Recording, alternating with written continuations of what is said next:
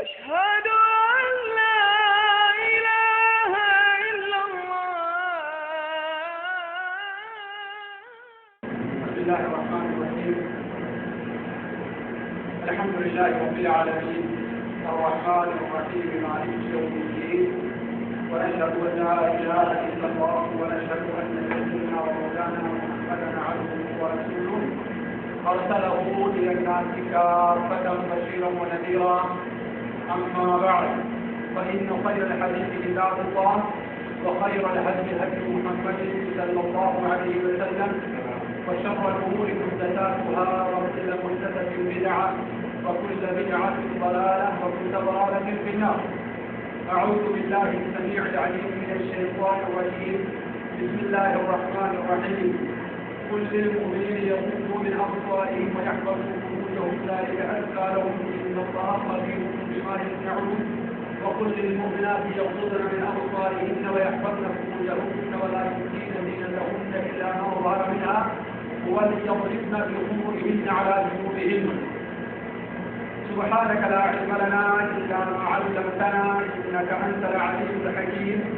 رب اشرح لي صدري ويسر لي أمري، واحلل عقدة من لساني يفقهوا قولي، واحلل عقدة من لساني يفقهوا قولي. عزیز ساتھیوں اور دیگر بھائیوں، اسلام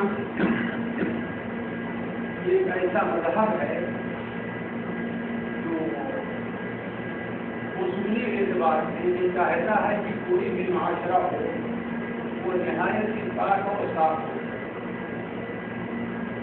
اس میں نہ تو ظاہری کوئی برائی پائی جائے، مثال کے طور پر زناکاری، لباست، گالی گلوچ، مار پیٹ، لوٹ رسوٹ، چوری چماری، اور نہ ہی باطنی طور پر کوئی برائی پائی جائے، یعنی آپس میں کینہ، حسد، بغض، اس قسم کی کوئی برائی آپس میں پائی نہیں جاتی، بلکہ اللہ تبارک و تعالی نے ان لوگوں جو اسلامی معاشرے کے اندر برائی اور بے حیائی کی چیزیں پھیلانا چاہتے ہیں، انہیں اللہ تبارک و تعالی نے بڑی دردناک عذاب کی دھمکی دی ہے، دنیا میں بھی اور آخرت میں بھی.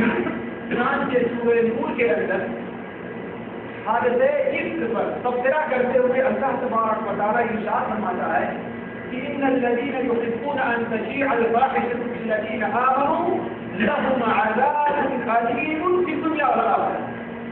وہ لوگ جو یہ چاہتے ہیں کہ اہل ایمان مومنوں اور مسلمانوں کے درمیان بے حیائی اور فحش باتوں، زنا، بدکاری، چوری، بے پردگی کا رواج ہو، وہ کیا ہے؟ لہم عذاب علیم فی الدنیا والآخرہ، ان کے لیے دنیا اور آخرت میں دردناک عذاب. دنیا میں یوں ہی عذاب ہے، قانون کا عذاب ہو سکتا ہے، قانون کے عذاب سے دور رہے تو اللہ تبارک و تعالی کی سنت کے مطابق دنیا میں مختلف قسم کے عذاب کا انہیں سامنا پڑ سکتا ہے، اور آخرت میں تو انہیں ان کے اعمال کا جو بدلہ چکھنا ہوگا وہ چکھ کر کے رہیں گے، اس سے نیچے سے چھٹکارا نہیں. لہم عذاب علیم فی الدنیا والآخرہ. اسی لیے حضرت علی رضی اللہ تعالی عنہ نے اس آیت کی تفسیر کرتے ہوئے بڑے واضح طور پر فرما دیا کہ فحش کام کا ارتکاب کرنے والا اور اس فحش بات کو لوگوں میں پھیلانے والا، اس کا شور شرابہ کرنے والا، اسے لوگوں تک پہنچانے والا، یہ دونوں گناہ کے اندر شریک ہیں، اور دونوں کو بھی اللہ تبارک و تعالی کی دنیا اور آخرت میں دردناک عذاب کی دھمکی. یہ اسلام ایک چاہتا ہے، ہمارا مذہب اس کی تعلیم دیتا ہے، بلکہ اگر وہ حدیث جو سنن ترمذی وغیرہ میں ہے، مسند احمد میں حضرت ابو ہریرہ حضرت عبداللہ بن عمر رضی اللہ عنہ سے مروی ہے، اگر آپ اس کے اوپر غور کریں اور حضرت ابو بکر اصلی سے مروی ہے کہ اللہ کے رسول تم سے ارشاد فرمائے کہ اے وہ لوگوں جو زبان سے تو اسلام کا دعویٰ کیا ہے لیکن ابھی ایمان تمہارے دلوں کے اندر داخل نہیں ہوا، یا ایھا الذین آمنوا بلسانہم ولم یدخل الایمان فی قلوبہم، ہے وہ لوگوں جنہوں نے ایمان کا دعویٰ زبان سے تو کر دیا لیکن ان کے دل کے اندر ایمان جاگزی نہیں ہوا۔ لا تغتابوا المسلمین ولا تتبعوا العورات، مسلمانوں کی غیبت نہ کرو، پیٹ پیچھے مسلمانوں کی برائی بیان نہ کرو اور نہ ہی ان کے عیوب کے پیچھے پڑے، ولا تتبعوا عوراتہم، ان کی پوشیدہ عیوب کو ہو، اگر کسی کے اندر کوئی برائی ہے اور چھپی ہوئی ہے تو اسے لوگوں کے سامنے لانے کی کوشش نہ کرو۔ کیوں؟ اس لیے کہ جو شخص کسی مسلمان کی برائی کے پیچھے پڑتا اور مسلمان کو رسوا کرنا چاہتا ہے تو اللہ تبارک و تعالیٰ اسے رسوا کر کے رہے گا، چاہے وہ کوئی کام اپنے گھر کے اندر چھپی کر نہیں کرتا۔ تو جو لوگ اس قسم کی باتوں کو پھیلانا چاہتے ہیں اللہ تبارک و تعالیٰ نے دنیا اور آخرت میں دونوں جگہ پر دردناک عذاب کی دھمکی دی۔ لیکن بدقسمتی سے اس وقت مسلمان معاشرے کے اندر بے حیائی اور فحاشی بڑی عام ہوئی، فاحشہ کی اشاعت بڑی تیزی سے بڑھ چکی، حتیٰ کی صورتحال یہاں تک پہنچی ہے کہ اس کے نتیجے میں لڑکیاں اور بچیاں اپنے ماں باپ سے بغاوت کرنے پر تیار ہوتا ہے، لڑکے اپنے ماں باپ سے بغاوت کرنے پر تیار ہو جاتے ہیں۔ وہ لڑکی جس کی پرورش ماں باپ اس وقت سے وہ دنیا میں آتی ہے اور 15 یا 16 یا 17 سال کی بھی ہو جاتی ہے، بلکہ اس کے بعد بھی بڑے ہی اہتمام کے ساتھ، بڑی ہی محنت کے ساتھ اور اپنا دکھ سکھ سارا اس پر قربان کر دینے کے ساتھ ساتھ ہر چیز جب ہر طرح سے اس کا پالن پوشن کرتے ہیں، لیکن نتیجہ آتا ہے کہ ایک دن وہ ماں اور باپ کو لات مار کر کے گھر سے نکل جاتے ہیں۔ یہ ایسی چیز ہے جو کوئی چھپی ہوئی بات نہیں، یہ ایسی بات ہے جو کوئی نئی بات نہیں۔ میں آپ کے سامنے صرف ایک چیز پڑھتا ہوں جو ابھی اخبار میں آئی ہے، دیکھیے یہ کوئی نئی بات نہیں ہے کہ اس کے اندر لکھا ہے کہ کمرہ عدالت سے کھچا کھچ بھرا ہوا ہے اور کمرے میں موجود تمام لوگوں کے چہروں پر ہوائیاں ہو رہی، وکیل حیران تھا، ماں شدت غم سے زمین پر سر پکڑ بیٹھی اور بعض وہی آنکھوں سے مسلسل آنسو بہائے جا رہا، مگر بیٹی خوش، اس کے چہرے سے خوشیوں کے شگوفے ٹوٹ رہے اور وہ فاجعین کی طرح کٹہرے میں کھڑی مسکراتے ہوئے اپنے محبوب کو دیکھ رہی جس کے حق میں عدالت نے فیصلہ کیا۔ 31 مئی یہ 2004 کی بات، 31 مئی کو دوپہر ایڈیشنل سیشن جج محمود احمد شاکر کی عدالت میں ہونے والے اس فیصلے کا کیس 9 لکھا لاہور کی چوکیدار شوکت نے درج کرایا۔ شوکت چوکیدار نے 20 سال تک مسلسل رات کو جا کر چوکیداری کر کے اپنی بیٹی کو پالا پوسا، اسے اچھی غذا، اچھا لباس اور اچھی تعلیم مہیا، اپنی خواہشات کا گرگرا کھول کر وہ رات دن ایک کر کے محنت کی اور بیٹی کی ہر تمنا پوری۔ پرائمری میٹرک کے بعد باوجود وسائل نہ ہونے کے اسے اعلیٰ تعلیم کے لیے کالج داخل کرایا۔ حسب معمول ایک روز اس کی بیٹی گھر سے پڑھنے کے لیے نکلی، ایک ایک کر کے 3 دن ہو گئے، بوڑھے چوکیدار کی بیٹی واپس نہ آئی۔ ماں گھر بیٹھی آنسو بہاتی رہی، گلی محلے کی عورتیں آتی، کچھ دلاسے دیتی، کچھ دبے لفظوں میں تانے دیتی اور واپس چلی جاتی۔ ماں شرمساری میں نظر زمین پر گاڑے حواس باختہ دیوانوں کی طرح بیٹھی رہتی اور آنسوؤں کی زبان بولتی۔ اس ایک ماہ کے دوران اتنا ضرور معلوم ہوا کہ جب وہ کالج گئی تھی کالج آتے جاتے محلے کے ایک آوارہ لڑکے جاوید سے ملتی اور کبھی کبھار شام کو سہیلی کے گھر جانے کا بہانہ کر کے اسی کے ساتھ کہیں جاتی. شوکت چوکیدار نے بیٹی کے اغوا کا کیس درج کرا دیا. پولیس نے جاوید کو برآمد کیا. کیس عدالت میں پہنچا تو جج نے والدین اور لڑکی سمیت جاوید کو عدالت میں حاضر ہونے کا نوٹس جاری کر دیا. مقررہ تاریخ 31 مئی کو دوپہر عدالت کے احاطے میں لوگوں کا جم غفیر تھا. وکیل حاضر تھے اور جج اپنی کرسی پر وراجمان تھا. کمرہ عدالت میں لڑکی داخل ہوئی تو اس نے اپنے باپ کو دیکھتے ہی منہ پھیر دیا. بوڑھی والدہ نازمہ جس کے لیے کمزور کانٹوں سے چلتی ہوئی اس کے پاس گئی اور پیار بھرے شیریں لہجے میں بولی, بیٹی اب تم پریشان مت ہونا, ہم آتے ہیں. رحمت اللہ نے اپنی بات بھی مکمل نہ کی تھی کہ بدنصیب بیٹی کسی زخمی شیرنی کی طرح دھاڑتی ہوئی بولی, یہ سارا ڈرامہ ہے, مجھے کسی نے کی ہوا نہیں کیا. میں اپنی مرضی سے گئی ہوں اور میں نے اپنی مرضی کے ساتھ شادی کی. شوکت چوکیدار کے وکیل شیخ شاہد نے لڑکی کو سمجھاتے ہوئے کہا, بیٹی تمہارے والدین بوڑھے ہیں, وہ تمہارے بغیر زندہ نہیں رہ سکتے. بیٹی نے جواب دیا, مجھے والدین کی پرواہ نہیں, میں جاوید کے ساتھ خوش ہوں اور اس کے ساتھ جاؤں. ماں نے بیٹی کے جواب سنا تو زمین پر گر گئی. بوڑھا باپ دیوانہ وار آنسو بہانے لگا. اب جج کے لیے وکیل کے پاس کچھ نہ تھا اور نہ ہی سننے کے لیے اس کے پاس. فیصلہ ہو گیا. عدالت برخاست ہوئی. لوگ گھروں کو چلے گئے. کچھ رحمتی انسان نے بوڑھے والدین کو دلاسا دیا, سہارا دے کر عدالت سے باہر نکالا. لڑکی اپنے محبوب کے ساتھ چلی گئی اور بوڑھے والدین نے آنسوؤں کی برسات سے کہا, بیٹی اگر تم خوش ہو تو خوش رہو, ہم تمہارے لیے مر گئے اور تم تمہارے لیے, اور خالی ہاتھ پر واپس آ گئے.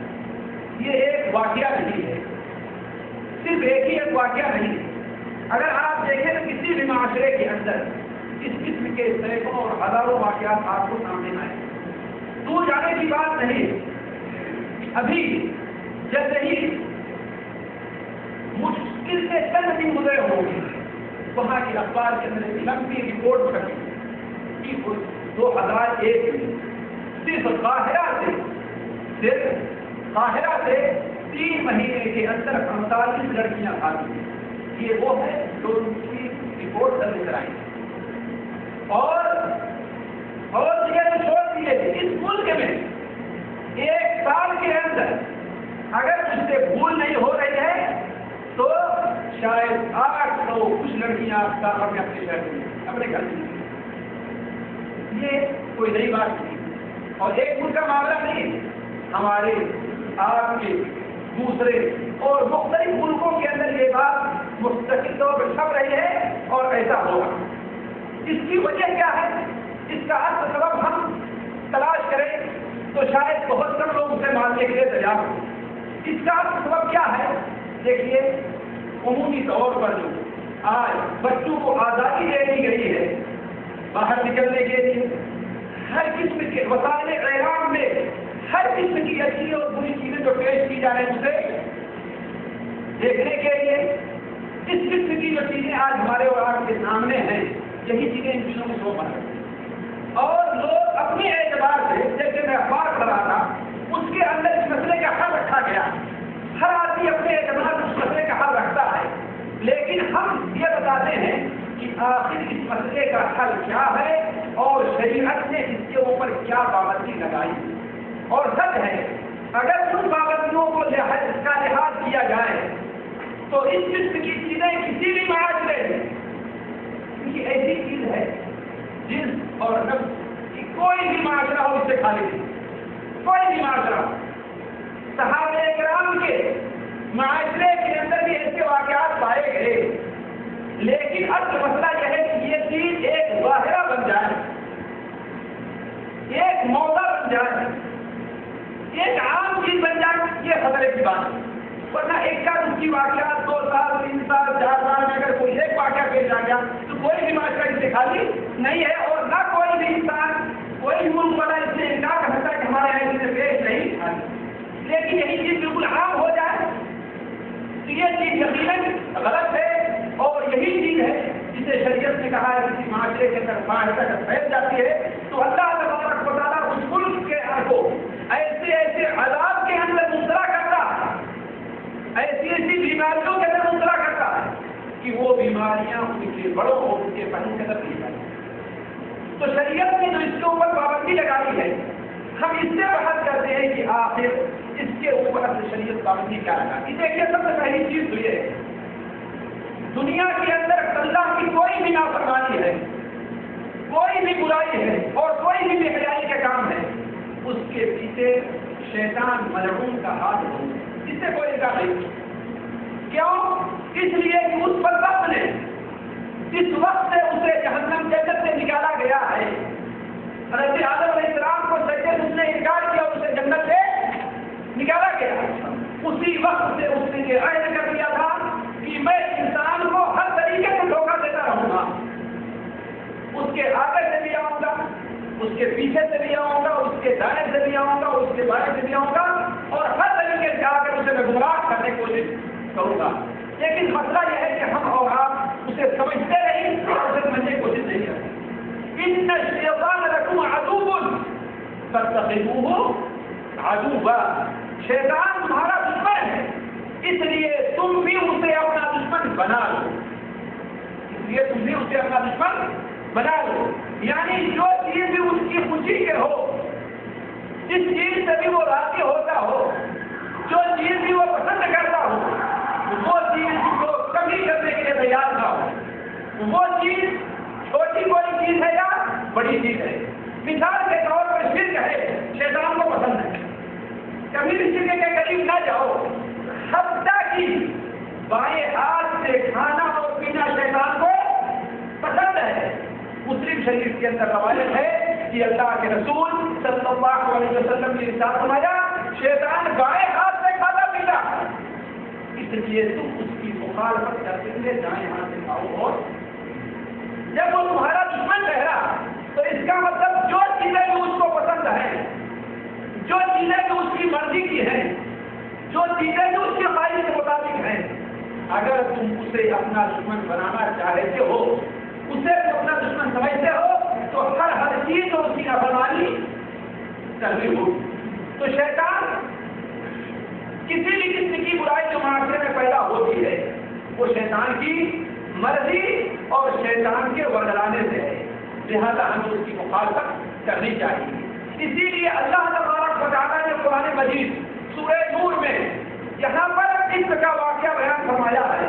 اس کا واقعہ آپ لوگ سمجھتے ہوں گے، یعنی حضرت عائشہ رضی اللہ تعالیٰ عنہا پر جب زنا کی تہمت لگائی گئی، وہ صدیقہ بنت صدیق ہے، وہ کبھی بھی ایسا کام نہیں کر سکتی اور نہ تو ایسی چیز سوچ سکتی۔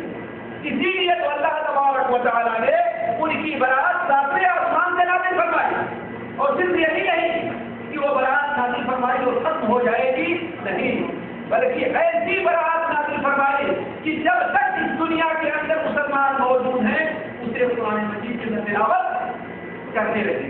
تو اس واقعے کے ذکر کے بعد اللہ تعالیٰ کیا ارشاد فرماتا ہے، یا ایھا الذین آمنوا لا تتبعوا خطوات الشیطان ومن یتبع خطوات الشیطان فإنه یأمر بالفحشاء والمنکر۔ اے وہ لوگوں جو ایمان لے آئے ہو، شیطان کے نقش قدم کی پیروی ہرگز نہ کرنا، یعنی یہ جو کام ہوا ہے، بے حیائی کو رواج دینا، تہمت کو آگے بڑھانا، زنا کی تہمت لگا کر اسے لوگوں میں عام کرنا، یہ شیطان کے ورگلانے اور اس کے نقش قدم کی پیروی ہے۔ تو تم لوگ شیطان کے نقش قدم کی پیروی ہرگز مت کرو۔ ومن یتبع یا ایھا الذین آمنوا لا تتبعوا خطوات الشیطان ومن یتبع خطوات الشیطان فإنه یأمر بالفحشاء والمنکر۔ جو انسان شیطان کے نقش قدم کی پیروی کرتا ہے تو شیطان فحشا اور منکر کا حکم دیتا ہے۔ فحشا اور منکر ہے کیا چیز؟ فحشا فحش ہے، بے حیائی کی چیزیں جس میں زنا بھی شامل ہے، حتیٰ کی گندی غزلیں اور گندے گانے پڑھنا اور سننا اس میں شامل ہے، حتیٰ کی کسی عورت سے ٹیلی فون پر بری نیت سے بات کرنا بھی شامل ہے، حتیٰ کی سڑک چلتی ہوئی یا ٹیلی ویژن کی اسکرین کے اوپر کسی غیر محرم عورت کے اوپر غلط نظر ڈالنا بھی شامل ہے۔ تو ومن یتبع خطوات الشیطان فإنه یأمر بالفحشاء والمنکر۔ تو عرض کرنے کا مقصد ہے کہ کوئی بھی بے حیائی اور فحاشی کا کام ہے وہ ساری کی ساری شیطان کی پیروی اور اس کی مرضی کے مطابق ہم جانتے ہیں تو ہو رہا ہے، لہذا اس سے روک ٹوک کے لیے شریعت نے کیا اصول رکھے ہیں وہ میں آپ کے سامنے رکھتا ہوں، اور وہ اس لیے کہ ہو سکتا ہے ہم میں سے بہت سے لوگ سوچیں کہ الحمدللہ اور اللہ بچائے ہماری بہن تو کبھی نکل کر کے نہیں گئی، ہماری بیٹی تو کہیں نکل کر کے نہیں گئی، ہمارے خاندان کی کوئی لڑکی تو نہیں نکلی، یہ آدمی سوچ سکتا ہے، تو ہمیں ان چیزوں سے کیا سروکا یہ بات نہیں، بلکہ مصیبت کس کے اوپر کس وقت کس گھڑی آ جائے کوئی کچھ نہیں کہہ سکتا، کس گھڑی اور کس وقت کس کے اوپر مصیبت آ جائے بلا نازل ہو جائے یہ کچھ نہیں کہہ سکتا، تو اس لیے ہر انسان کو ان اصول کو اپنانا چاہیے اور اسے اپنی زندگی میں اپنانے کی کوشش کرنی چاہیے تاکہ اس کا گھر اور اس کا معاشرہ پاک اور صاف زندگی بسر کرے۔ دیکھیے پہلی چیز یہ ہے کہ اس پر پابندی لگانے کے لیے شریعت نے جو چیز رکھی ہے وہ یہ ہے کہ مرد و عورت کی عام ملا جسے اختلاط کہا جاتا ہے اس پر پابندی لگانا۔ شریعت کو قطعاً یہ پسند نہیں ہے کہ خاص بازار میں ہے، خاص ہاسپٹل کے اندر ہے، خاص کسی آفس کے اندر ہے، خاص کسی اور جگہ پر ہے، مرد اور عورت ایک ساتھ بیٹھیں، ایک ساتھ اٹھیں، ایک ساتھ آئیں، ایک ساتھ جائیں یا ایک ساتھ مل کر کے کام کریں، کھیت کے اندر ہو یا عام آفس کے اندر، بازار کے اندر ہو، حتیٰ کہ مسجد کے اندر اور حرمین شریفین میں بھی اللہ تبارک و تعالیٰ کو یہ گوارا نہیں ہے کہ مرد اور عورت کا اختلاط۔ سنن ابو داؤد کے اندر ایک روایت ہے کہ اللہ کے رسول صلی اللہ علیہ وسلم ایک بار مسجد سے باہر نکلے تو آپ کیا دیکھتے ہیں کہ جو راستہ آنے جانے کا ہے اسی بیچ راستے سے مرد بھی جا رہے ہیں اور عورتیں بھی جا رہی ہیں۔ آپ نے وہی فوراً اعلان فرما دیا، یا معاشر النساء، اے عورتوں کی جماعت، لیس لکن ان تحققن الطریق، استاخرن، تم کنارے ہو جاؤ، الگ ہو جاؤ، تمہارے لیے بتائیں یہ مناسب نہیں کہ بیچ راستے سے چلو، علیکن بحافات الطریق، تم لوگ راستے کے کنارہ جو ہے وہ راستہ پکڑ کر چلو اور بیچ کا راستہ مردوں کے لیے چھوڑو۔ ذرا دیکھیں عورتیں کہاں سے نکل کر کے جا رہی ہیں؟ مسجد سے نکل کر کے جا رہی ہیں، نماز پڑھ کر کے جا رہی تھی، اللہ کی عبادت کر کے جا رہی تھی، اور یہ وہ عورتیں ہیں جو اس دنیا کے اندر جتنے معاشرے گزرے ہیں اور گزریں گے ان تمام معاشروں سے سب سے زیادہ پاک اور صاف معاشرہ۔ اس کی دلیل یہ ہے کہ اسی حدیث کے اندر ہے کہ جس دن اللہ کے رسول صلی اللہ علیہ وسلم نے یہ بات فرمائی ہے اس کے بعد سے کبھی بھی کوئی عورت بیچ راستے میں چلتے ہوئے دکھائی نہیں دی، وہ دیوار سے سمٹ کر کے چلتی تھی، حتیٰ کہ بسا اوقات دیوار سے اس کا کپڑا اٹک گیا۔ تو اللہ کے رسول صلی اللہ علیہ وسلم جو معاشرہ اللہ تبارک و تعالیٰ کے حکم سے قائم کیا تھا اور مسلمانوں کو جس طریقے پر چلنے کی تعلیم دی تھی اس کے اندر یہ ہے کہ عورت اور مرد کا اختلاط نہیں ہونا چاہیے، حتیٰ کہ مسجد میں بھی، حتیٰ کہ مسجد میں بھی۔ چنانچہ آپ صلی اللہ علیہ وسلم نے اس سے بچنے کے لیے بتاتے چلوں آپ کے سامنے دو اصول آپ نے اپنایا تھا۔ پہلا اصول تو یہ تھا کہ آپ صلی اللہ علیہ وسلم نے عورتوں کے لیے ایک مسجد کا دروازہ مستقل کر دیا، اس دروازے میں صرف عورتیں داخل ہوں گے اور عورتیں باہر جائیں گی، سب اس دروازے داخل ہوں گے نہیں باہر۔ چنانچہ آپ صلی اللہ علیہ وسلم نے ارشاد فرما دیا تھا ایک ابو داؤد وغیرہ میں ہے کہ اگر اس دروازے کو میں عورتوں کے لیے خاص کر دوں تو بہتر ہے۔ تو اس کے بعد سے صحابہ کرام اس دروازے سے نہ تو آتے تھے اور نہ ہی جاتے تھے، بلکہ حضرت عبداللہ ابن عمر اس حدیث کے راوی ہیں، ان کے شاگرد کہتے ہیں کہ حضرت عبداللہ ابن عمر کا انتقال ہو گیا ہے لیکن کبھی بھی اس دروازے سے گزرے نہیں۔ دوسرا اصول آپ نے یہ رکھا جیسا کہ بخاری شریف کے حضرت ام سلمہ کی روایت ہے کہ اللہ کے رسول صلی اللہ علیہ وسلم جب مسجد سے فارغ ہوتے تھے تو ایک متعینہ وقت تک آپ اپنی جگہ پر بیٹھے رہیں، اور جو صحابہ کرام آپ کے ساتھ نماز پڑھتے تھے وہ بھی بیٹھے رہا کرتے تھے، یہاں تک کہ عورتیں مسجد سے نکلیں اور اپنے گھروں کو واپس چلی جائیں۔ کیوں ایسا؟ اسی بخاری شریف میں اس کا ذکر ہے تاکہ راستے میں مرد و عورت کا اختلاف نہ ہو۔ تو جب مسجد کے اندر مسجد نبوی میں اللہ کے رسول صلی اللہ علیہ وسلم کو اللہ تعالیٰ کو یہ گوارا نہیں ہے تو بازاروں کے اندر مرد و عورت کا اختلاف اللہ تعالیٰ کو کیوں گوارا کرتے؟ اللہ کے رسول کیوں گوارا کرتے؟ جبکہ آپ رسول نے یہاں تک فرما دیا تھا کہ سب سے اچھی جگہ کون سی ہے؟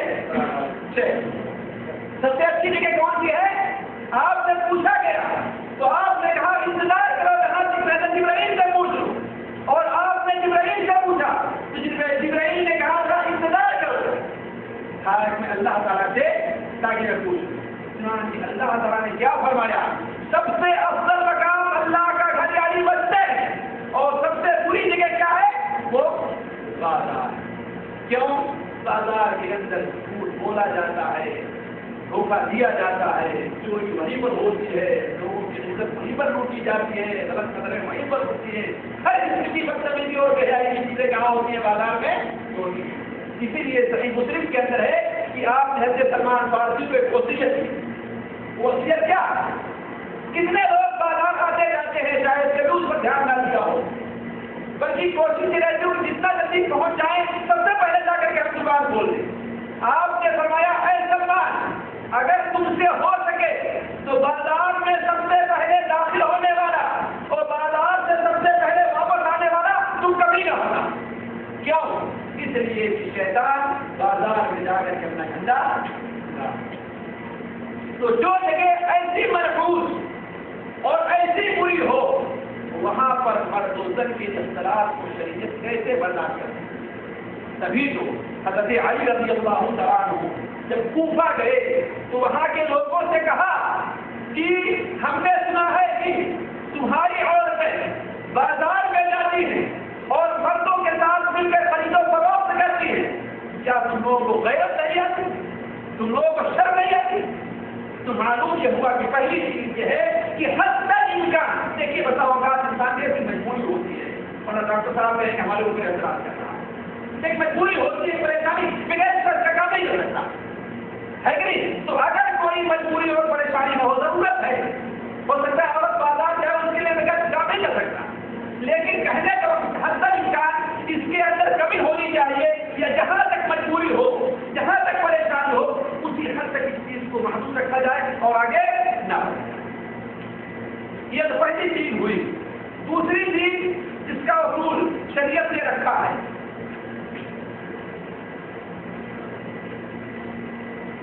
یہ ہے کہ مرد اور عورت کی ایک خلوت جسے کہتے ہیں وہ نہیں ہونا، کہ ایک ہی کمرے میں، ایک ہی گاڑی میں، ایک ہی راستے میں مرد اور ایک مرد ہو اور ایک عورت ہو، اور کوئی چیز کا وہاں پر شریعت اس کو قبول نہیں، کبھی قبول نہیں۔ اس لیے کہ جہاں کہیں بھی ایسا مرحلہ پیش آتا ہے شیطان وہاں پر تیسرا ہوتا ہے اور اپنا دور اور اپنا کام کو کرنے کی کوشش کرتا ہے۔ ہر آدمی جس کی فطرت سلیم ہے وہ اس کا انکار نہیں۔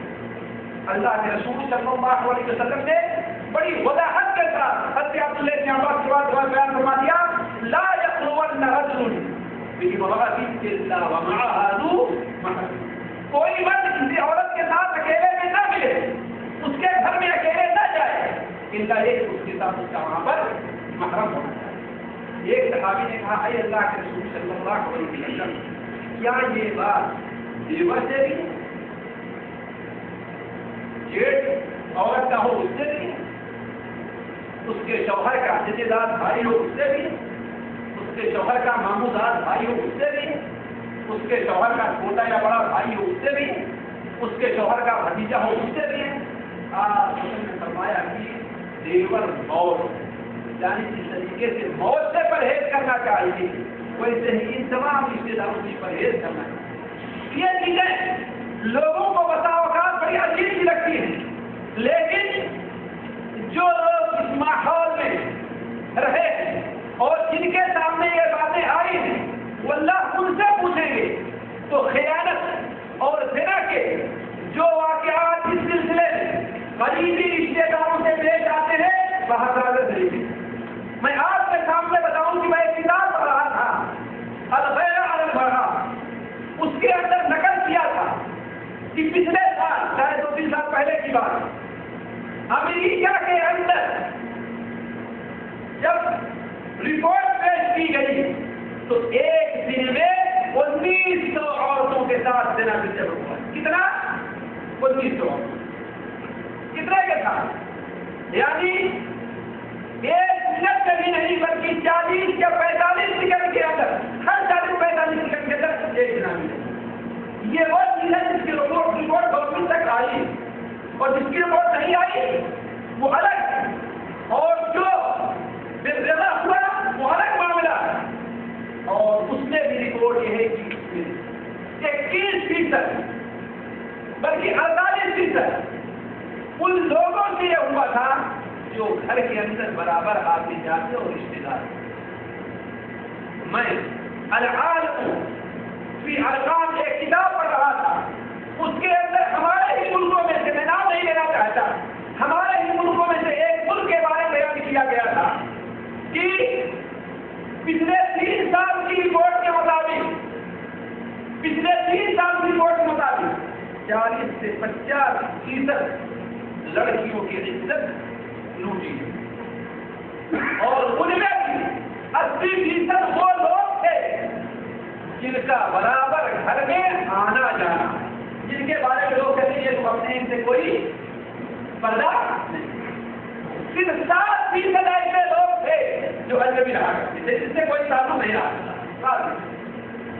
تو عرض کرنے کا مقصد یہ ہے کہ خاص رشتے دار ہو جس کے سامنے آنا عورت کے لیے حرام نہیں قرار دیا گیا، شریعت نے جائز نہیں کیا، اور جن کا ذکر سورہ نور کے اندر موجود ہے شاید اس کا ذکر بھی آئے، ان کے علاوہ کسی سے بھی کبھی بھی خلوت جائز نہیں ہے.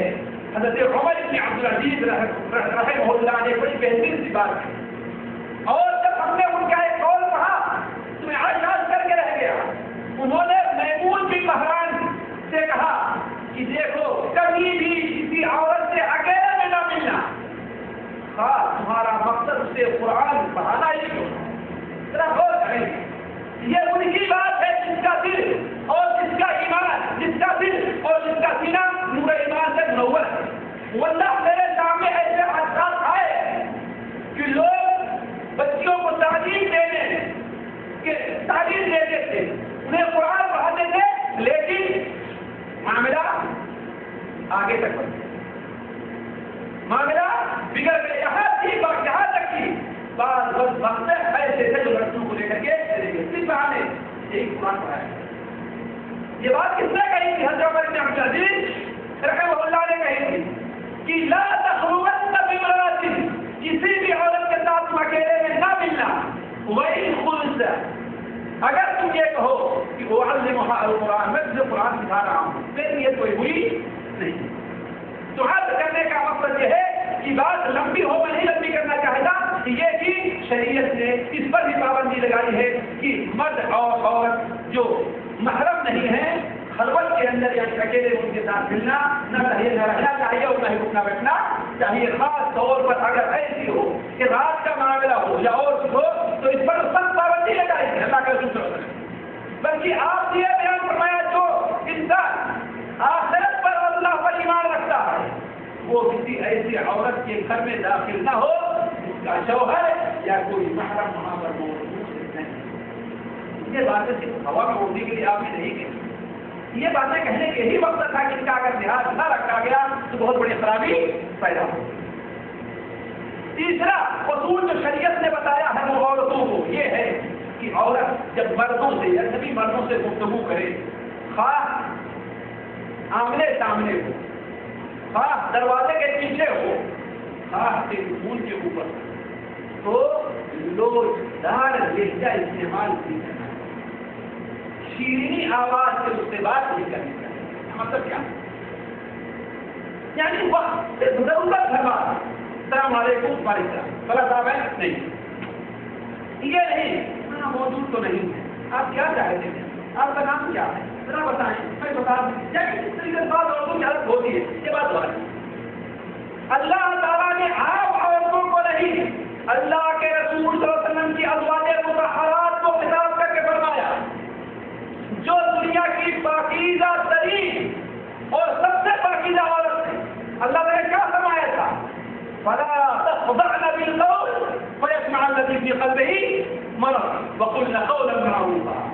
اے نبی کی بیویوں، جب کسی سے بات کرو تو نرم اور شیریں لہجے کے اندر بات نہ کرو، کیوں؟ تمہاری جس لہجے سے جس کے دل کے اندر مرض ہے اور قوت ہے وہ کوئی بری بات نہ سنو۔ تو شریعت نے اس سے بھی سختی کے ساتھ منع فرمایا ہے کہ نرم لہجہ لوچدار آواز سے غیر مردوں سے بات نہیں کرنی چاہیے، یعنی ایسی گفتگو اور نرم لہجہ استعمال نہیں کرنا چاہیے جو اس بات کا جواب دیتے ہوں کہ ہاں بھائی اس کی عورت ہم سے کچھ بات کو آگے بڑھانا چاہیے۔ جو تھا اصول شریعت نے یہ استعمال کیا ہے کہ عورت پوشیدہ زینت کو ہوا کرتی اسے ظاہر نہ کرے۔ پوشیدہ زینت سے متعلق کیا ہے؟ یعنی جو چیز انسان کے سامنے ظاہر نہیں ہے۔ اس سے مراد شریعت نے وہ چیزیں لی ہیں کہ جن کے آواز دینے سے مردوں کی توجہ عورتوں کی طرف متوجہ ہو جائے، عورتوں کی طرف ہو جائے۔ جیسے سورہ نور کے اندر جہاں پر حجاب کا معاملہ اور پردے کا اور زینت کا معاملہ اللہ تعالیٰ نے فرمایا، وہیں پر کیا فرمایا؟ وَلَا يَضْرِبْنَ بِأَرْجُلِهِنَّ لِيُعْلَمَ مَا يُخْفِينَ مِنْ زِينَتِهِنَّ وَتُوبُوا إِلَى اللَّهِ جَمِيعًا أَيُّهَا الْمُؤْمِنُونَ۔ اور چلتے ہوئے اپنے پیروں کو زور سے زمین پر نہ مارو، تاکہ پیر میں جو زیور ہے، جو زینت ہے، اس کی آواز لوگوں تک پہنچ جائے۔ اسی کے اندر آج کل وہ اونچی سینڈلیں بھی ہیں جس کو پہن کر چلنے سے کھٹ کھٹ کھٹ کھٹ کی آواز آتی ہے، اور آپ آزما لیجیے جب بھی کوئی عورت اسے پہن کر کے چلتی ہے مرد اس کی طرف متوجہ ضرور ہوتا ہے۔ اسی کے اندر چوڑیوں کی وہ آواز بھی داخل ہے کہ آپ اگر عورت کو دیکھ بھی نہ رہے ہو اور عورت اپنے ہاتھوں کو ادھر ادھر حرکت دے تو اس سے چوڑیوں کی آواز مردوں تک پہنچے۔ تو عرض کرنے کا مقصد ہے کہ شریعت نے اس کے اوپر بھی پابندی لگائی۔ اسی لیے آپ دیکھیں کہ اگر عورت مرد کے ساتھ نماز پڑھ رہی ہے، جیسا کہ جائز ہے پڑھنا، ہمارے یہاں لوگوں نے اس کو ناجائز ہی کر دیا ہے۔ بازار میں جانے پر کوئی پابندی نہیں لگاتا، اور دینے پر کوئی پابندی نہیں لگاتا، ہے کہ نہیں؟ مزار پر جانے پر کوئی پابندی نہیں لگاتا، بابا کے سامنے بغیر جانے پر کوئی پابندی نہیں لگاتا، ہے کہ نہیں؟ ڈاکٹر صاحب کے سامنے اپنا چہرہ اپنا سینہ ذرا کھول دینے پر کوئی پابندی نہیں لگاتا، لیکن جب مسجد میں آنے کے بعد ہوتی ہے کیا کرے گا فکرے کا۔ جس چیز کا شریعت نے جواب رکھا ہے، اللہ کے رسول نے ارشاد فرمایا ہے اللہ کی باتوں کو اللہ کے گھروں یعنی مسجدوں میں آنے سے منع نہ کرو۔ اور آپ صلی اللہ علیہ وسلم کے زمانے میں عورتیں آپ کے ساتھ نماز پڑھا کریں، یہ الگ معاملہ ہے کہ بہتر نہیں ہے ان کا مسجد میں نماز پڑھنا، لیکن اگر کوئی پڑھنا چاہتی ہے تو ہم اسے نہیں کہیں گا وہ ناجائز کام کر۔ اب مثال کے طور پر عورت مردوں کے ساتھ نماز پڑھ رہی ہے کہ نہیں؟ مردوں کے ساتھ نماز پڑھ رہی ہے، مرد بھول گیا، مرد اگر بھول گیا تو وہ کیا کرے گی؟ جی ہاں، یعنی وہاں پر آواز بلند کرنے کی ضرورت نہیں ہے، مرد سبحان اللہ کہے گا، لیکن عورت کیا کرے گی؟ اپنی آپ سے فرمایا انما التسبیح للرجال والتصفیق للنساء، سبحان اللہ مردوں کو کہنا چاہیے اور عورتوں کو کیا کرنا چاہیے؟ ہے کہ نہیں؟ اسی لیے عورتوں کو اذان دینے کا حکم نہیں ہے۔ عورت اگر حج اور عمرے کے لیے گئی ہے تو تلبیہ بلند آواز سے پڑھنے کی اجازت نہیں ہے، تو یہ جائے گی سرلی آواز سے قرآن پڑھنے کی اجازت کیسے ہوگی؟ جس کی کہتے لوگ لے کر بڑے غور سے سنتے ہیں، انہیں میٹھی آواز سے گانا گانے کی اجازت کیسے ہوگی؟ اور وہ بھی لوگوں کے سامنے اس چیز سے بگا کریں. کیوں؟ یہ ساری وہ پوشیدہ زینتیں ہیں جس کے اظہار سے قرآن نے ہمیں اور آپ کو عورتوں کو منع کر دیا. اور پانچویں چیز یہ ہے کہ اپنی وہ زینت اس کے علاوہ پوشیدہ زینت کے علاوہ بھی دوسری زینتوں کو بھی ظاہر نہ کریں. زینت سے مراد کیا ہے؟ زینت سے مراد کیا ہے؟ کہ وہ چیز جو عورت کے حسن کو اور زیادہ کر دیتی. مثال کے طور پر عورت کان میں بالی وغیرہ کیوں پہنتی؟ وجہ اس کی زیادہ ہوتی. گلے میں ہاتھ اور دوسری چیزیں کیوں پہنتی ہے؟ تاکہ اس کی خوبصورتی میں اضافہ ہو جائے. ہاتھ میں چوڑیاں اور کنگن وغیرہ کیوں پہنتی ہے؟ تاکہ اس کی خوبصورتی میں اضافہ ہو. پاؤں میں پیسے اور پائل وغیرہ کیوں پہنتی ہے؟ تاکہ اس کی خوبصورتی میں. لیکن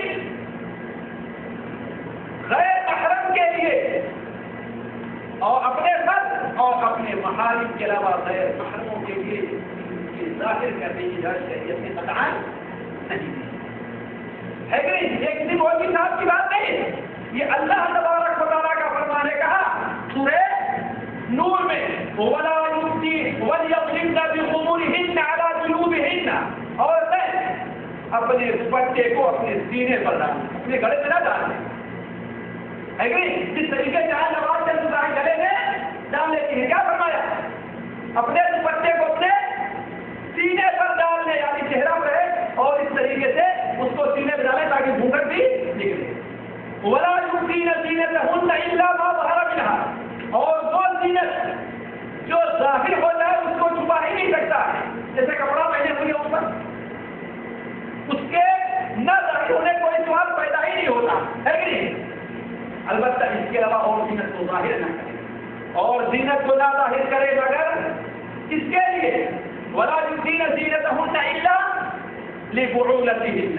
اپنے شوہر کے لیے, اپنے باپ کے لیے, اپنے سسر کے لیے, اپنے بچوں کے لیے, اپنے شوہر کے بچوں کے لیے, اپنے بھائی کے لیے, اپنے بھائی کے بچوں کے لیے, ہے کہ نہیں؟ اپنے بہن کے بچوں کے لیے. یعنی اس کا سلسلہ جو اللہ تبارک و تعالیٰ کے اندر بیان فرمایا ہے, ان کے علاوہ اپنی زینت کو کہیں پر ظاہر نہ کریں.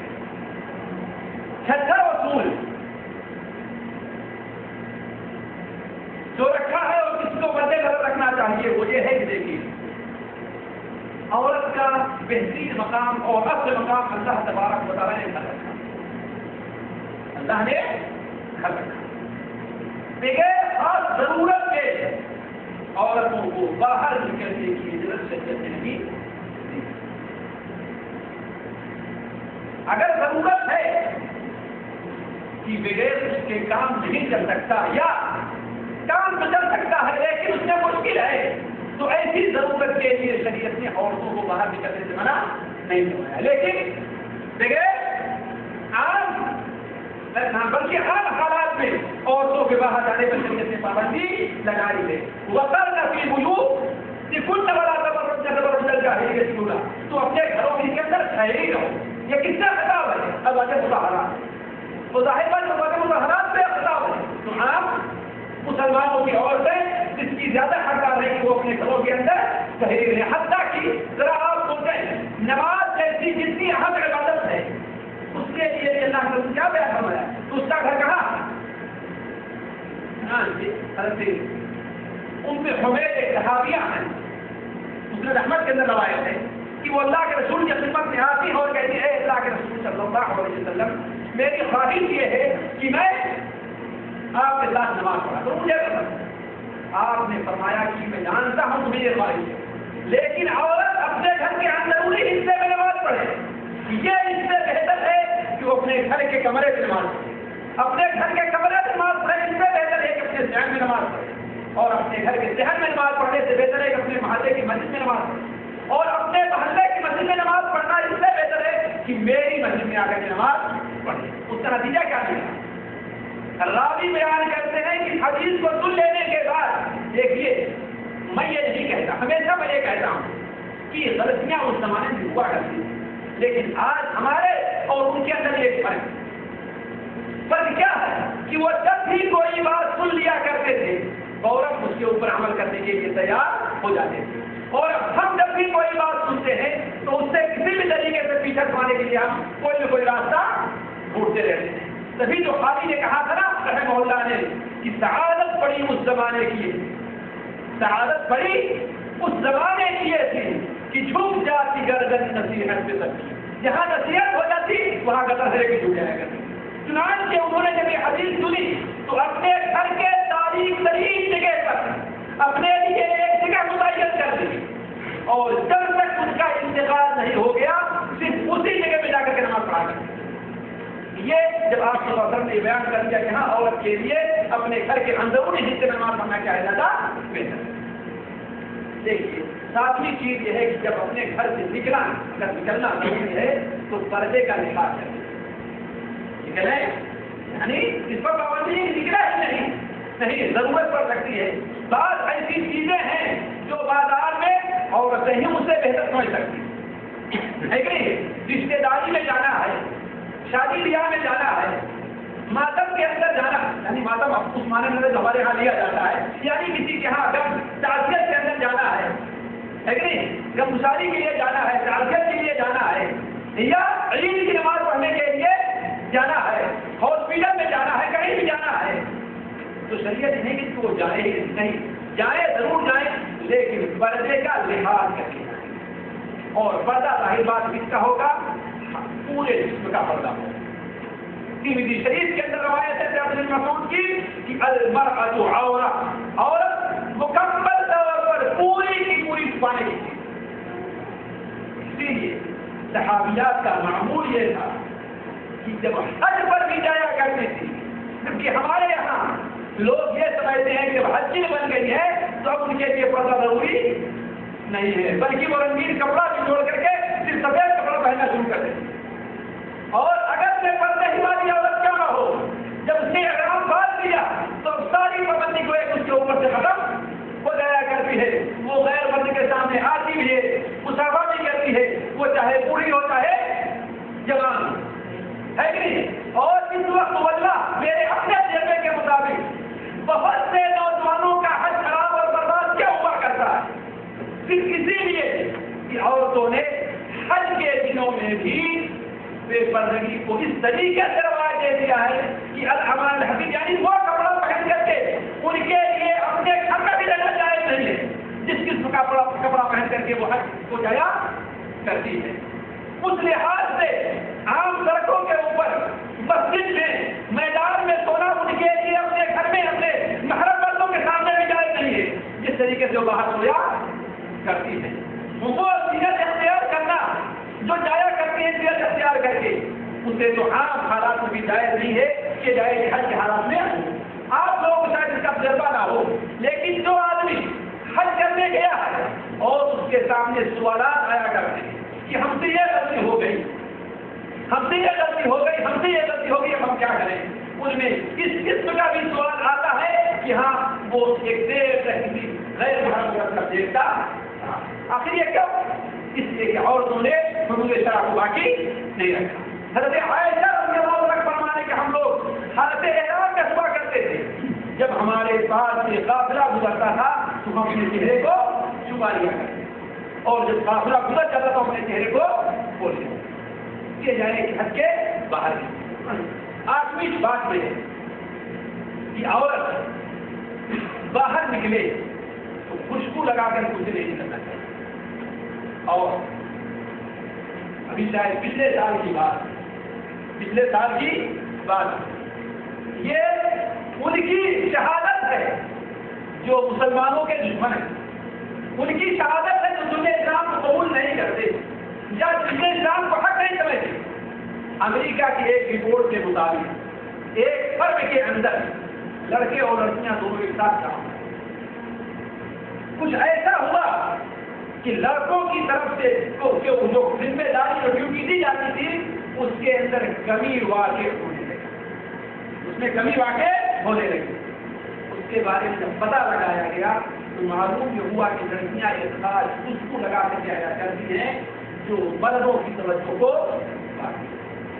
خاص طور پر وہ خوشبو چمیلی کی خوشبو. آج بس قسمتی سے بازار میں مردوں کے لیے الگ بکتا ہے اور عورتوں کے لیے الگ، جب اس کی رقم شریعت کے اندر کہیں بھی نہیں۔ اللہ کے رسول صلی اللہ علیہ وسلم نے ارشاد فرمایا، مسند احمد، سنن ابو داؤد، سنن نسائی وغیرہ میں ہے کہ جو عورت خوشبو لگا کر کے باہر نکلتی ہے اور وہ یہ چاہتی ہے کہ میری خوشبو لوگ پسند رکھتے ہیں، اور ظاہر بات لگاتی کیوں پسند ہے تبھی تو گھر میں لگایا کرے، تو وہ عورت زانیہ ہے، اس کا شمار زانیہ ہو۔ یہ کس کا فرمان ہے؟ اللہ کے رسول صلی اللہ علیہ وسلم کا فرمان ہے۔ ذرا آپ اس حدیث کے اوپر غور کریں جو حضرت ابو ہریرہ رضی اللہ عنہ بیان فرمایا کہ وہ باہر کھڑے تھے، ایک عورت کا ادھر سے گزر ہوا اور وہ خوشبو لگا کر کے جا رہی تھی۔ انہوں نے پوچھا یا ابت الجبار، اے جبار کی بیٹی، جبار کون ہے؟ اللہ، اے جبار کی لونی، اے جبار کی مانی، کیا تم مسجد جا رہی ہے؟ اس نے کہا ہاں۔ کیا تم نے مسجد جانے کے لیے خوشبو لگائی ہے؟ کہا کہ ہاں۔ آپ نے فرمایا جاؤ اور واپس جا کر کے غسل کر کے آؤ، اس لیے کہ ہم نے اللہ کے رسول صلی اللہ علیہ وسلم سنا ہے کہ جو عورت مسجد کی طرف خوشبو لگا کر کے نکلتی ہے، جب تک وہ جا کر کے غسل سے جنابت کر کے نہ آئے، اس وقت تک اللہ تعالیٰ اس کی نماز کو قبول نہیں کرتا۔ تو عرض کرنے کا مقصد یہ ہے کہ شریعت نے اس پر پابندی لگائی ہے کہ باہر نکلے عورت تو کیا کرے؟ خوشبو لگا کر کے نہ نکلے، اور نکلے بھی تو بغیر محرم کے اسے نہیں نکلنا ہے۔ خاص طور پر صبر کا جہاں معاملہ ہو، جہاں خطرات ہوں، وہاں پر بغیر محرم کے نہیں نکلنا چاہیے، اس لیے کہ بغیر محرم کے نکلنے سے بڑی خرابی ہوتی ہے۔ پچھلے ہفتے یا 10 دن ہوا ہوگا، یہاں کے اخبار میں آیا کہ ہندوستان میں ایک جرمنی کی عورت آئی، جے پور سے وہ جودھ پور آ رہی تھی، جب جودھ پور میں اتری اس نے رکشہ کیا تو رکشے والے اسے لے کر کے کہیں دوسری طرف نکل گئے، کہیں دوسری طرف نکل گئے، اور کسی سوکھی ہوئی نہر کے اندر اس کے ساتھ غلط کام کر رہے، جس نے شور مچایا تو گاؤں والے آ کر کے اسے چھڑائے۔ یعنی سوچے آخر ایسا کیا ہوا؟ اسی لیے تو نا کہ وہ بغیر محرم کے نکلی، اور آج کی نہیں، آج کے کئی سال پہلے کی رپورٹ ہے کہ ہمارے اور آپ ہی کے ملک کے اندر ہر 17 منٹ کے اندر ایک عورت کو اغوا کیا گیا، ہر 17 منٹ پر، پورے سال کے اندر حساب لگایا گیا، ہر 17 منٹ پر ایک عورت کو اغوا کیا گیا ہے۔ اور میں جانتا ہوں کہ جو عورتیں اغوا کی جاتی ہیں ان میں 1% بھی ان عورتیں نہیں رہا کرتی جو اپنے محرم کے ساتھ، اپنے بھائی، اپنے شوہر، اپنے باپ یا اپنے لڑکے کے ساتھ باہر نکلتی ہیں۔ عمومی طور وہی لڑکیاں رہا کرتی ہیں جو اکیلے بازار میں گھومنے ٹہلنے کے نکلا کرتی ہیں۔ تو عرض کرنے کا مقصد شریعت سے یہ پابندی لگائی ہے کہ اگر کوئی عورت باہر نکلنا چاہتی ہے، سفر میں جانا چاہتی ہے، تو بغیر محرم کے سفر نہ کرے، حتیٰ کہ آپ غور کریں وہ روایت جو بخاری شریف میں ہے کہ ایک صحابی اللہ کے رسول کی خدمت میں آتے ہیں، آپ نے حدیث بیان فرمائی کہ کوئی عورت بغیر محرم کے سفر نہ کرے۔ وہ آ کر کہتے ہیں اے اللہ کے رسول صلی اللہ علیہ وسلم، میرا نام لکھ چکا ہے کہ میں فلاں غزوے میں جا رہا ہوں، لیکن میری بیوی حج پر جا رہی، میں کیا کروں؟ آپ نے کیا بیان فرمایا؟ کیا کہتے گا کہ جہاد کو چھوڑ دو جب وہ اپنی بیوی کے ساتھ کر سکتی، یعنی اتنی پابندی لگائی، اتنی پابندی لگائی۔ اور 9ویں چیز جس کا حکم ہے وہ یہ ہے کہ ہر مسلمان اپنی نظر کو نیچی، اپنی نظر کو نیچی کل مومنوں سے کہو تو اپنی نظروں کو نیچی رکھتے، اور مومن عورتوں سے کہو تو اپنی نظروں کو نیچی رکھتے۔ اگر کسی کے اوپر نظر پڑ جائے تو اپنی نظر کو پھیر دینا چاہیے، اس لیے کہ نظر کے نہ پھیرنے سے اور بار بار دیکھنے ہی سے سب سے پہلی برائی نظر سے پیدا ہوتی ہے، پھر دل کے اندر خرفشار اور خلجان پیدا ہوتا ہے، اس کے بعد تک برائی کے خواہش کرنا شروع کر دیتا ہے۔ اسی لیے یہاں پر ایک بات آپ لوگوں سے بتا دوں کہ دیکھیے بسا اوقات حق جو ہے وہ کسی چھوٹے آدمی کی زبان سے بھی نکلتا ہے۔ ہمارے خاص ملنے والے ہیں، ان کی عورت پہلی بار اپنے ملک سے، پاکستان سے یہاں آ رہی تھی، کہاں؟ سعودیہ۔ ایئرپورٹ پر ایک بوڑھی عورت سے جو یہاں سالوں سال رہ چکی تھی، اس کی ملاقات، اس نے کیا میری ایک نصیحت تم قبول کر لیں، میری ایک بات تم مان لیں۔ کہا کیا؟ کہا نہ تو اپنے شوہر کے دوستوں کے سامنے تم کبھی آنا۔ کیا کہا اس نے؟ نہ تو اپنے شوہر کے دوستوں کے سامنے تم کبھی آنا، اور نہ ہی اپنے شوہر کے سامنے کسی لڑکی کو آنے دینا۔ ذرا سوچنے والا کتنی حکمت کی بات ہے۔ اس نے اپنے بیٹے کو بنیاد پر کہا، اور شریعت میں آپ کو اسی چیز کا حکم دے دیا۔ اور دوسری بات یہ ہے کہ غیر محرم عورت کو بغیر کسی خاص ضرورت اور مجبوری کے ہاتھ نہیں لگانا۔ ذرا بتائیے کہ اللہ کے رسول صلی اللہ علیہ وسلم سے پاک باز کوئی انسان ہوگا؟ بتائیں آپ سے بڑا پاکیزہ کوئی انسان ہو سکتا؟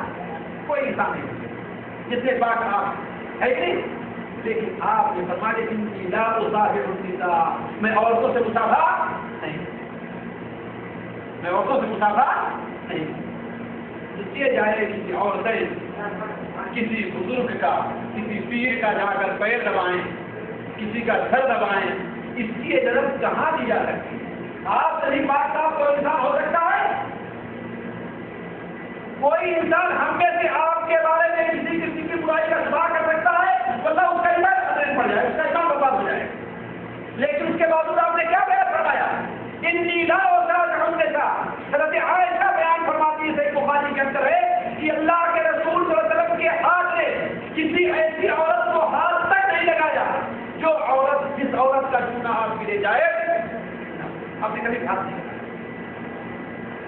تو کسی بھی عورت بغیر خاص ضرورت کے، جیسے علاج معالجہ کا ضرورت، کوئی چیز لینے دینے کا معاملہ ہے، مجبوری ہے کہ نہیں ہے، اس کے علاوہ کسی بغیر ضرورت کے کسی اجنبی عورت کو ہاتھ لگانا جائز نہیں۔ ہاں اچھی نیت سے ہو یا بری نیت سے ہو، اس لیے کہ انسان بسا اوقات ایک بات اچھی نیت سے کرتا ہے لیکن معاملہ وہاں پر بری نیت کے اندر غلط جایا کرتا ہے۔ اسی لیے تو اللہ کے رسول صلی اللہ علیہ وسلم کے اندر روایت ہے کہ آپ نے ارشاد فرمایا، کسی انسان کے جسم کے اندر لوہے کی سیخیں ڈال دی جائیں، اس کے سر کے اندر لوہے کی سلاخیں ڈال دی جائیں، یہ دوبارہ ہو جانا چاہیے، لیکن اس کا ہاتھ کسی غیر محرم عورت کو لگے تو اسے گوارا نہیں کرنا چاہیے، ہے نا؟ تو یہ چیزوں کا لحاظ نہ کرنے کی وجہ سے وہ خرابی پیدا ہوتی ہے۔ اور آخری بات جو مجھے آپ کے سامنے کہنی ہے وہ یہ ہے کہ ہمارے یہاں اس سلسلے میں بڑی کوتاہی کہ وقت پر شادی کر دینا،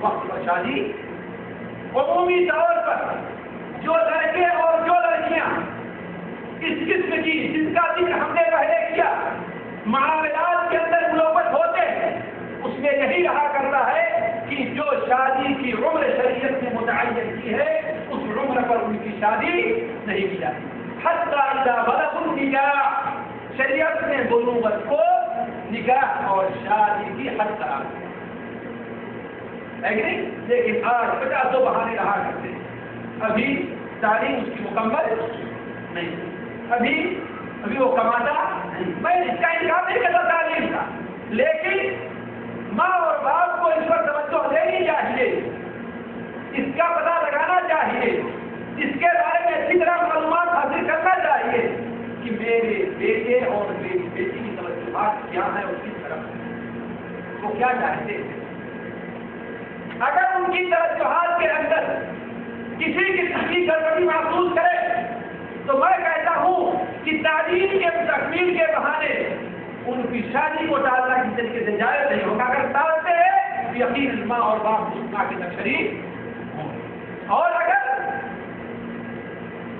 یہ لحاظ سے دیکھتے ہیں کہ ہاں اس کا یہ حال ہے کہ اس کے معاملات سے کوئی دلچسپی نہیں، تو ٹھیک ہے، ان کی تعلیمات کو مکمل کرنے کا وقت دیا جا سکتا ہے کہ نہیں؟ اللہ کے رسول صلی اللہ علیہ وسلم حدیث بار بار سنی ہوئی کہ آپ نے فرمایا معاشر الشباب، اے جوانوں کی جماعت، اس میں سے جس کے پاس طلاق کو وہ شادی ہے، اس لیے شادی انسان کی نظروں کے نیچے رہنے کا تو اس کی شرمگاہ کی حفاظت کا سبب ہے کہ نہیں؟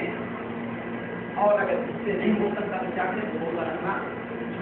آج بہت سے لوگ بیماریوں کی شکایت کرتے ہیں. میں جانتا ہوں بہت سے لوگ والے بیماریاں رہا کرتے ہیں جس کا صرف اور صرف یہ ہے کہ سال 2 سال 1.5 سال اپنی بیوی سے ان کے شریعت میں بہترین اصول رکھا ہے. کیا؟ روزہ. روزہ رکھ لیکن پوسٹ کی طرف نہیں جاتے. اور نہ ہی عمومی طور پر ہمارے ڈاکٹروں سے اس کی اطلاع ہے کہ ہاں بھائی مجھے اس کا بھی مشورہ دیا جائے. بلکہ بڑے افسوس کے ساتھ کہنا پڑتا ہے کہ بعض ڈاکٹروں نے اس قسم کے مریضوں کو بعض اور چیز سے مشورہ دیا جائے. کیوں؟ اس لیے اس کی اطلاع ہے کہ شریعت سے کیا اصول رکھے ہیں کہ وہ روزہ رکھے. کیوں؟ روزہ اس کے لیے جو ہے بدیہ ہونے کا کام دیکھے گا. تو اختصار کے طور پر اس واقعہ جو ہم نے آپ کے سامنے شروع میں رکھا تھا اس سے متعلق یہ چند باتیں ہم نے رکھی.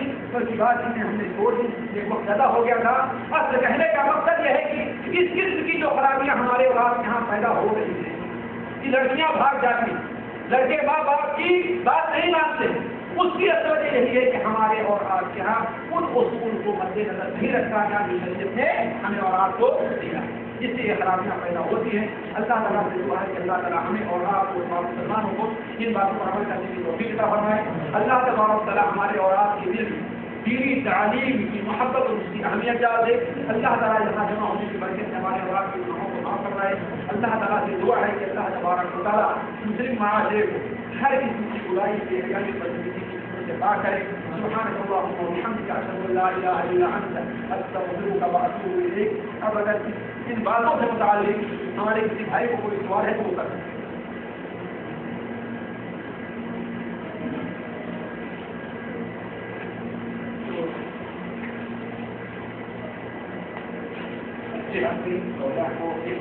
آپ نے ساتھ بتایا کہ امریکہ میں نام الجبر کے بارے میں جو آپ نے وہ تجزیہ پیش کیا, اس کی روشنی میں میں یہ پوچھنا چاہتا ہوں کہ کیا وہ مسلمان لڑکیوں کے ساتھ وہ جناب الجبر ہوا کہ وہ غیر مسلم عورتیں ہیں, اور جناب الجبر کیا مسلمان لڑکی کے ساتھ اگر وہ جناب الجبر کہلائے گا, کیا کسی غیر مسلم عورت کے ساتھ کیا جائے وہ بھی جناب الجبر میں آئے گا؟ اصل میں دیکھیے جہاں تک زنا بالجبر کا تعلق ہے وہ کسی کے ساتھ بھی ہے نا. زنا ہے خواہ مسلمان اور ساتھ یہ ہے یا جو کسی کے ساتھ ہے وہ جائز نہیں. وہ کافر کے ساتھ ہو, مسلمان کے ساتھ ہو, اہل کتاب کے ساتھ ہو, ہے نا, یا پوچھنے والوں کے ساتھ کسی کے ساتھ بھی ہو, وہ زنا ہے اور کسی بھی طریقے سے وہ جائز نہیں. اور جہاں تک امریکہ کا تعلق ہے ظاہر بات وہاں اس کی کوئی پابندی ہے نہیں کہ ہاں نہ اس کا لحاظ رکھا جاتا ہے, نہ رپورٹ دیتی درج ہوتی ہے کہ ہماری مسلمان یہ کیس آیا انہوں نے درج کر دیا. ہم جناب کو صرف اپنے اسلامی شریف میں لیتے ہیں کہ اگر ہم نجائز طور پر کسی لڑکی یا عورت کے ساتھ نجائز طور پر ہم اس سے ملتے ہیں یا اس سے دیکھیے زنا جو ہے ایک عربی کا لفظ ہے. زنا کا عربی کا لفظ ہے. ہندی میں اسے بلاత్కాر کہتے ہیں, اردو میں زنا بالجبر کہتے ہیں, انگلش میں اسے ریپ کہتے ہیں. ہر زبان کے اپنے اپنے الگ الفاظ ہے کہ لیکن اصل چیز کیا ہے وہ یہ ہے کہ جنسی تعلق کسی عورت سے قائم کرنا جو عورت اس کے لیے جائز نہیں ہے, یہی چیز زنا ہے. یہی چیز کیا ہے, ریپ ہے. یہی چیز اور کوئی چیز جنسی تعلق کسی ایسی عورت سے قائم کرنا جو آپ کے لیے جائز نہیں ہے, یہی چیز کیا ہے زنا. اب ظاہر بات ہر زبان کے اپنے الگ الگ الفاظ ہیں, اس کی الگ الگ زنا. جیسے ہم نے کہا زنا بالجبر کو عربی میں کیا کہتے ہیں, زنا بالجبر کہتے ہیں, ہے کہ نہیں. ہمارے اردو میں سے زنا بالجبر کہتے ہیں, ہندی میں کیا کہتے ہیں اسے بلاత్కాر کہتے ہیں, انگلش میں کیا کہتے ہیں ریپ کہتے ہیں. یہ تو ہر کے الفاظ ہیں, کسی الفاظ کے مطلب کسی کا حکم نہیں بدلتا. نہیں, میں بات یہ پوچھنا چاہتا ہوں کہ وہ جو ماجرا ہے وہ نان مسلم ہے, لیکن نان مسلم میں جو یہ مطلب واقعہ پیش آئے ہم کا وہ تو اپنی اسلامیت میں ہم اپنی شریعت میں ان کو ڈال سکتے ہیں کہ نہیں. بھائی ہم وہ اگر کار انہوں نے کروایا تو ہم ان کو جناب الجبر نہیں ہے, جو ان کے ماجرے سے وہ ان کو نہیں ان کے لیے وہ جائز ہے. وہ نہیں ان کے لیے جائز اگر होता, देखिए उनके लिए अगर जाए, आप ये कहिए उनके यहाँ अगर रजामंदी तो हो तो जिना जाए, जरा भी जायज नहीं है, अब भूल हो रही। उनके यहाँ अगर मियाँ लड़की और लड़के की रजामंदी से है तो जिना जायज है, जिना बिजत उनके यहाँ भी है। किसी भी शरीयत में जिना बिजत जायज नहीं। आप ये कहिए कि उन्होंने अपनी गुमराही गलालत की बुनियाद पर लड़की और लड़का राजी है, उससे जिना इस तरीके से हमारे और आपके यहाँ शरीयत ये नहीं है कि अगर लड़की और लड़का अपनी रजामंदी से जाते हैं और लड़का लड़की बाजी है और दोनों आपस में शादी करते हैं तो ये जायज है, हालांकि इस्लाम में जायज नहीं है। इसे हमारे यहाँ जो सेकुलर कानून बना है उसके जायज करा दिया, इस्लाम को जायज नहीं करा। इसी तरीके से उनके यहाँ अगर लड़की और लड़के रजामंदी से जिनसी ताल्लुकात कायम करते हैं तो उसे वो कानूनी करार है, कानूनी करार है। अलबत्ता उनके यहाँ भी अगर जबरदस्तियों के भी गैर कानूनी जिना भी जब उनके यहाँ भी गैर कानूनी है, उसके ऊपर सजा है, अलग चीज है। जिना भी जब किसी शरीयत में जायज नहीं, किसी का भी जायज नहीं। लेकिन उन मालियों में वो उसके ऊपर तवज्जो नहीं दी जाती, हमारी शरीयत तो इसके खिलाफ है। नहीं, जब दी जाती है तो अगर जबरदस्ती है तो भी दी जाती है। तभी तो ये चीज उन्होंने पेश किया कि हाँ हमारे यहाँ ये शराबी इसको रोका जाना चाहिए।